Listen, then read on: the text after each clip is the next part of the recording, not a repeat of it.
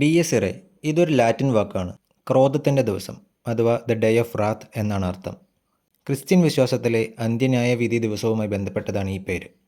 ഇതൊരു സാധാരണ പ്രേതപ്പടമല്ല, ആഴത്തിലുള്ള എന്തോ ഒരു പ്രമേയം കൈകാര്യം ചെയ്യുന്ന ഒന്നായിരിക്കുമെന്ന് നമുക്ക് ഉറപ്പിക്കാവുന്നതാണ്.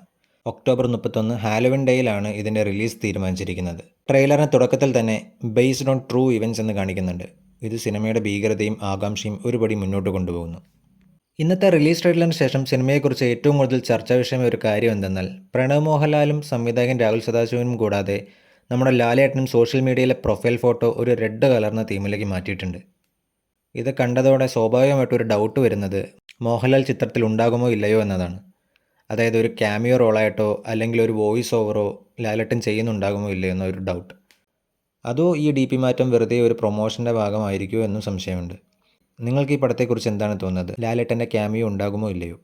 നിങ്ങളുടെ അഭിപ്രായങ്ങൾ താഴെ കമൻറ്റ് ബോക്സിൽ അറിയിക്കുക.